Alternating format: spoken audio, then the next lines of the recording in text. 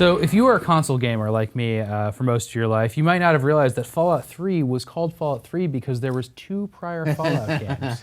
You have a source on that? That doesn't seem to check out. So Fallout 1 came out September 30th, 1987. Yeah, we're sneaking it in. But Fallout 2 came out September 30th, 1998. You like Fallout 2 better, right? I do, which is a controversial opinion among some people because it takes itself a little less seriously. It's got more jokey references in it. You think 2 better?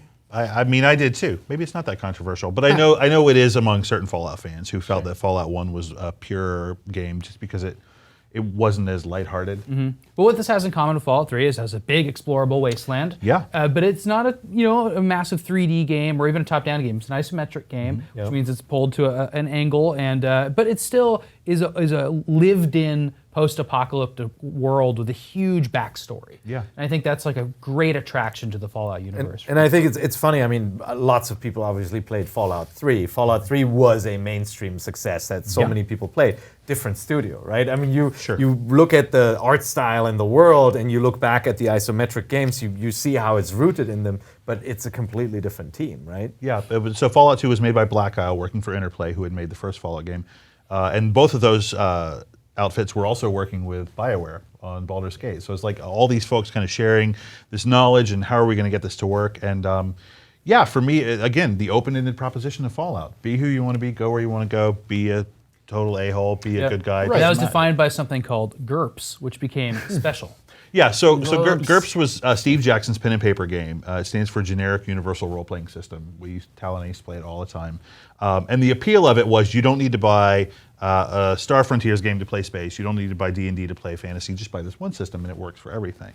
And you have to create a lot for that. Yeah, you have to do some of the heavy lifting yourself. But Steve Jackson, I guess, apparently objected to their use of that system for Fallout. So they were going to be public about using GURPS, which stands for Generic Universal Role-Playing System. But special stands for the attributes in Fallout. They had to change it. Strength, perception, etc. Yeah.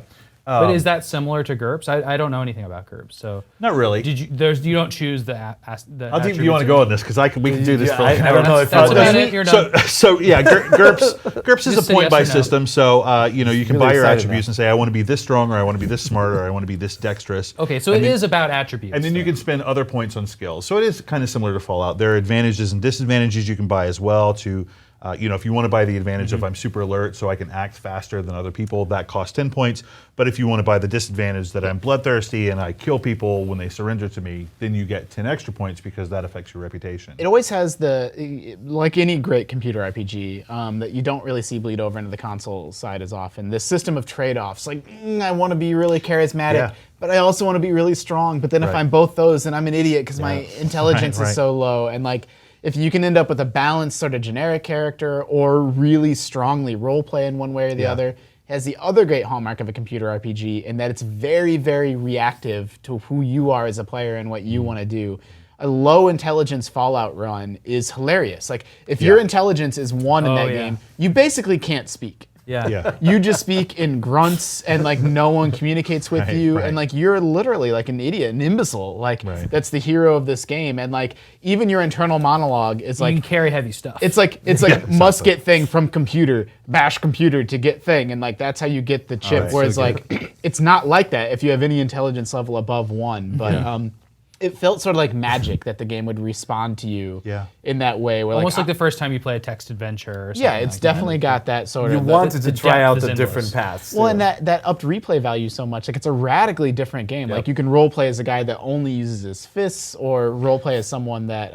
You could do super stealthy, you could do somebody who's charming and like relies on speech and diplomacy. I don't know if you can literally get through the game without fighting. I think you can. I think you can talk the boss into... Spoilers. You can talk the boss into killing himself if your stats are high enough in a certain way, and then you don't have to. I think you don't have to fight once. And that's been so influential on contemporary games. Like I'm playing The Witcher 3 right now, and when you open up more dialogue options, you can do similar things. You can convince people to do stuff. Something's definitely lost in modern games. I mean, their production value is so high that you simply can't go down 8 different paths anymore. That's very true. You know, you can either make that castle look really good, or you can make a lot of more permutations for your main story. Well, and I think modern game makers don't want you to miss a piece of the story either, right? They want to make sure sure that you can open certain doors and charm certain people and not be, completely just focused on one trade. Even in a binary game like Fable or Knights of the Old Republic, these development teams spend a lot of effort making a good side and a bad side. And if 90% of the players go down the good side, well, why are we wasting all this effort making a campaign that only 10% of our people are going to play?